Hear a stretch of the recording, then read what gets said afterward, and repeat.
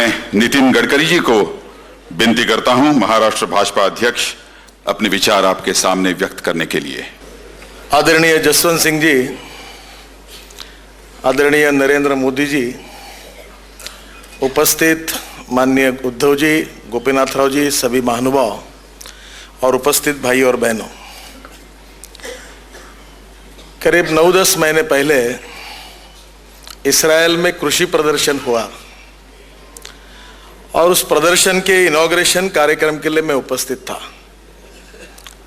हमारे देश के कृषि मंत्री उपस्थित थे, महाराष्ट्र सरकार के कुछ मंत्री मेरे साथ नीचे हम बैठे थे और नरेंद्र जी का प्रेजेंटेशन वहाँ हुआ। जब पूरा प्रेजेंटेशन हुआ तो उसके बाद में दुनिया से आए हुए सभी लोगों में एक ही चर्चा थी, गुजरात की और नरेंद्र भाई की। मुझे बहुत खुशी हुई कि हिंदुस्तान के बाहर विदेशी लोगों के मुंह पर हिंदुस्तान के किसी व्यक्ति की तारीफ हो रही थी और विशेष रूप से वो नरेंद्र भाई की हो रही थी। ये मेरे लिए बहुत अभिमान का विषय है। जब वो प्रेजेंटेशन में देख रहा था तो एक तरफ मेरे मन में बहुत खुशी थी कि हमारे भारतीय जनता पार्टी के मुख्यमंत्री जी ने कितना अच्छा काम किया है, और दूसरी तरफ थोड़ा डर था कि मैं जिस महाराष्ट्र में हूं उसमें इस क्षेत्र में हम कैसे पीछे जा रहे हैं। नरेंद्र भाई के कापूस उत्पादक किसान मुझे मिले एग्जीबिशन में। आज गुजरात से कपास निर्यात होता है, वहाँ के एक भी किसान ने आत्महत्या नहीं की, और मैं जिस विदर्भ से आ रहा हूँ उसमें इस साल करीब 1500 से ज़्यादा किसानों ने आत्महत्या की। जो महाराष्ट्र एक समय कभी लोड शेडिंग नहीं था, आज 16-16 घंटे का लोड शेडिंग का हम अनुभव कर रहे हैं। खैर, मैं उस विषय पर चर्चा यहाँ नहीं करना चाहूँगा, पर इस देश में जो राजनीति चली है उसके अलग अलग आयाम रहे हैं। अलग अलग विषयों पर हवाएं आई, लोग चुनकर आए, चले गए, लोग उनको भूल गए। पर हिंदुस्तान के राजनीति में politics of development and politics of performance, इन दो बातों के लिए अगर किसी का नाम लिया जाएगा तो नरेंद्र भाई का लिया जाएगा। ये मैं बड़े अभिमान से कह सकता हूं। मुझे मोह हो रहा है कि मैं उन लोगों की प्रतिक्रिया आपको बताऊं। हिंदुस्तान के एक बड़े उद्योगपति राहुल बजाज और दूसरे किर्लोस्कर, दोनों भी मेरे मित्र हैं और गुजरात में बहुत बड़ा काम कर रहे हैं।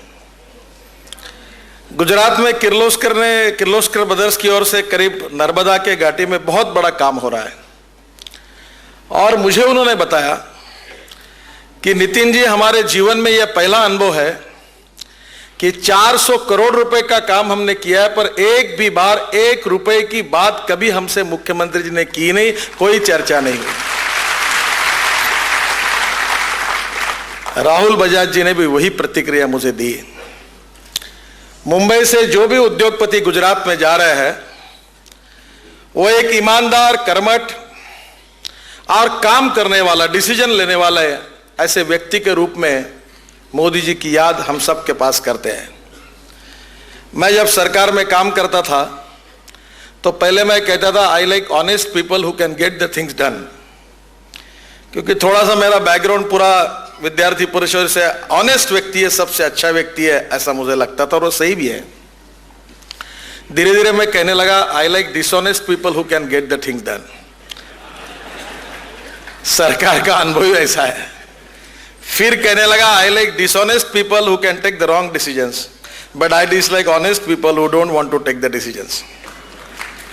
खैर, सबसे अच्छा तो यही है कि ऑनेस्ट व्यक्ति और डिसीजन करने वाला, ये कॉम्बिनेशन सबसे अच्छा है। आज गुजरात के किसान सुखी है। गुजरात की जमीन के लिए हेल्थ कार्ड, हम यहां व्यक्तियों के हेल्थ की चर्चा कर रहे हैं।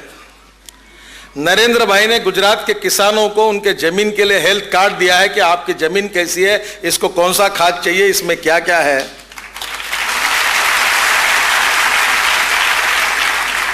और आज एक मराठी अखबार ने, शायद नरेंद्र जी भाई ने नहीं पढ़ा होगा, जो नरेंद्र भाई के ऊपर अक्सर बहुत प्रेम करते हैं, पर आज उन्होंने बहुत अच्छा लिखा हुआ है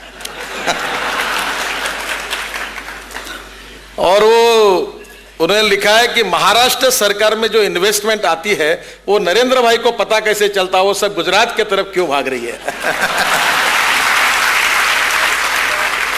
वो पढ़कर मैं सोच रहा था कि ये सवाल नरेंद्र भाई को पूछने के बजाय अगर विलासराव को पूछते तो ज्यादा अच्छा होता। क्या हमारे देश में एक समय अटल जी की सरकार थी तो सरप्लस ऑफ फूड ग्रेन, हमारे देश में कहां रखना अनाज, ये समस्या थी। और आज हम 18 रुपए के किलो के भाव से गेहूं ला रहे हैं, वो भी ऑस्ट्रेलिया से ला रहे हैं, वहां के सुअर खाते वो गेहूं ला रहे हैं। और हमारे यहाँ परिस्थिति ऐसी है कि महाराष्ट्र में 265 में से 229 सैंपल महाराष्ट्र गवर्नमेंट ने सर्टिफाई करके रिपोर्ट दिया हमारे पास है कि ये आदमियों ने खाने लायक नहीं है। देखिए, you can donate eye but you can not donate vision. विकास की दृष्टि हो जिसको है और जिसने हिंदुस्तान के नक्शे पर, चाहे किसान हो, चाहे कामगार हो, चाहे आम आदमी हो, उसका समाधान करके जो परिवर्तन करके दिखाया है डंके की चोट पर, उस व्यक्ति का नाम नरेंद्र मोदी है। और इसलिए हिंदुस्तान के इतिहास में एक लैंडमार्क के रूप में नरेंद्र भाई की तरफ हिंदुस्तान की जनता देखती है। और मुझे इस अभिमान का विषय है कि वो हमारे पार्टी के नेता हैं। बहुत लोग उनके ऊपर टीका टिप्पणी करते हैं, कभी कभी मैं जब पढ़ता हूं तो बहुत अंग्रेजी पत्रकारों से बातचीत होती है तो मैं अक्सर उनको एक बात बताता हूं कि it is image versus reality. प्रतिमा ऐसी कुछ बनाई जाती है और जानबूझकर बदनाम करने की कोशिश होती है, पर अगर नजदीक जाकर जब देखते हैं, अनुभव करते, तो सत्य क्या है वो समझ में आता है। इस देश का सर्वांगीण विकास होना चाहिए। समाज में जो शोषित पीड़ित है, विशेष रूप से किसान है, गरीब तबके के लोग हैं, उनको न्याय की जिंदगी मिलनी चाहिए। And social and economic equality, यही उद्देश्य रखकर काम करने वाले, राष्ट्रीय पुनर्निर्माण का उद्देश्य सामने रखकर हिंदुस्तान को अपनी मातृभूमि समझकर इस देश के लिए समर्पित रूप से काम करने वाला राष्ट्रभक्त नेता करके नरेंद्र भाई हमारे सबकी प्रेरणा स्रोत है। मुझे बहुत खुशी है कि राजीव गांधी फाउंडेशन ने उनका सत्कार किया, नंबर 1 का रैंकिंग दिया, प्लानिंग कमीशन दिया, लोगों ने तारीफ की। हाँ, ये बात जरूर है कि अवार्ड देने के बाद ये कैसा हो गया करके लोग सोचते हैं, पर ये तो ऐसा है कि if you deserve for it you will get it. No one can stop the rays of the sun. अगर आपकी क्षमता है, आपका कर्तृत्व और आपका परफॉर्मेंस है, अगर काम किया है तो उसको कोई झांक नहीं सकता। नरेंद्र भाई, आपने गुजरात को दिशा दी, यही दिशा काश अगर देश को मिलती तो देश कहीं के कहीं चला जाता।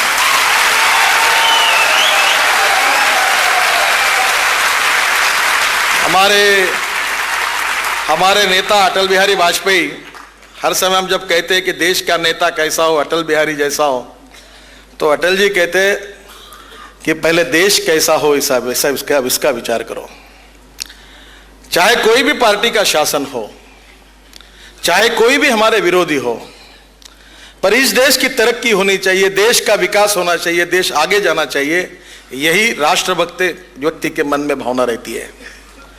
मैं भगवान से यही प्रार्थना करता हूं कि इस देश के विकास की राजनीति को एक दिशा देने वाला नरेंद्र मोदी के रूप में जो एक बहुत ही शक्तिशाली नेतृत्व इस देश में खड़ा हुआ है, उसको देश की सेवा करने के लिए, समाज की सेवा करने के लिए भगवान ने लंबी उम्र देनी चाहिए। मैं उनको बहुत बहुत बधाई देता हूं, उनको अभिनंदन करता हूं और उनके नेतृत्व में आने वाले समय में और इतिहास बनेगा। और इतिहास वही बना सकते जो किसी के विरोध को डरते नहीं। दुनिया झुकती है, झुकाने वाला चाहिए। Whether you want to lead the people or lead by the people, we want to lead the people। अपने एजेंडा पर लोगों का नेतृत्व करेंगे और देंगे। और मुझे लगता है कि निश्चित रूप से नरेंद्र भाई आने वाले समय भी उनका ये कार्य कर्तृत्व देश में फलता रहेगा, यही मेरा विश्वास है। उनका फिर से एक बार अभिनंदन, बहुत बहुत धन्यवाद।